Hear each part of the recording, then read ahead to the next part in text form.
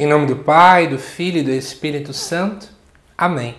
Amados irmãos e irmãs, é com muita alegria que nós estamos aqui para juntos estudar e meditar a primeira leitura que a Igreja nos apresenta para esta sexta-feira, depois das cinzas.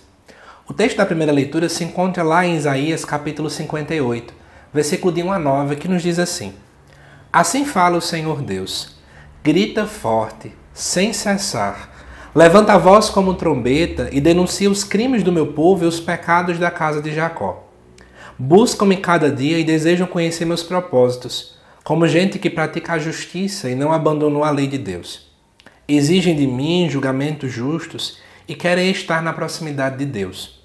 Porque não te regozijaste quando jejuávamos e o ignoraste quando nos humilhávamos?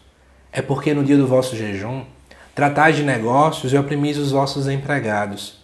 É porque ao mesmo tempo que jejuais, fazeis litígios e brigas e agressões impiedosas.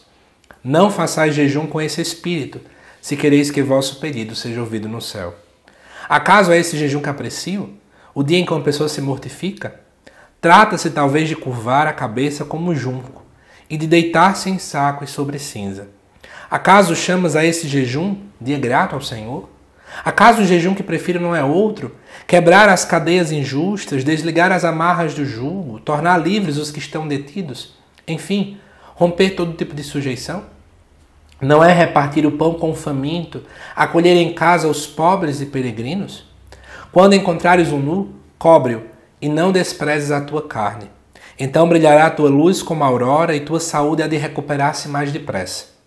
À frente caminhará a tua justiça e a glória do Senhor te seguirá. Então invocarás ao Senhor e Ele te atenderá. Pedirás socorro e Ele dirá, eis-me aqui.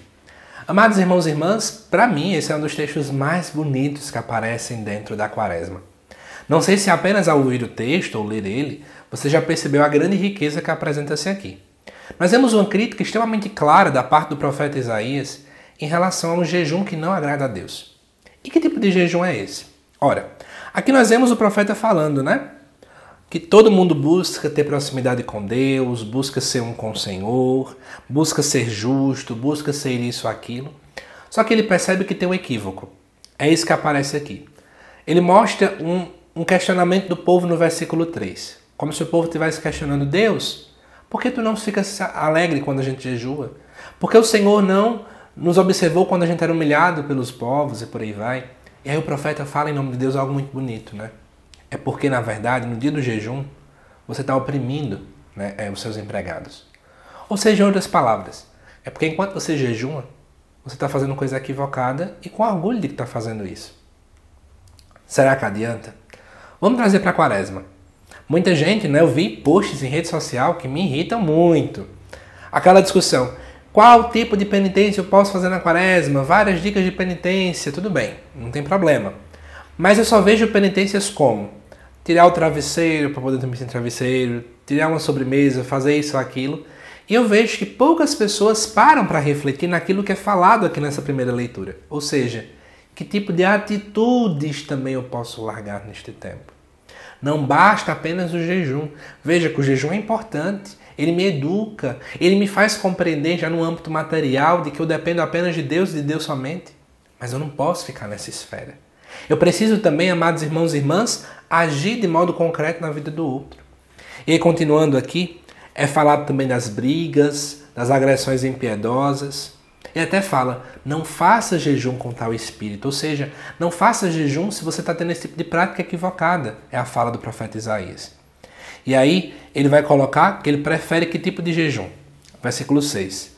Quebrar as cadeias injustas, desligar as amarras do jugo, tornar livres os que estão detidos e por aí vai. Repartir o pão com o faminto, acolher em casa o pobre e o peregrino e por aí vai. Amados irmãos e irmãs, à luz desta primeira leitura, a nossa Quaresma precisa ser motivada. Deus deseja que, de fato, nós possamos aliar o jejum que nós fazemos na Quaresma, as práticas piedosas que fazemos, com essa vivência junto com os irmãos. Senão a gente não vive uma Quaresma coerente. Então eu convido você, à luz dessa primeira leitura, a meditar. Será que a gente está fazendo a coisa certa? Será que nós estamos sendo coerentes? Reflita sobre isso. Eu te aguardo daqui a pouquinho para o vídeo do Evangelho também desta sexta-feira. Até lá!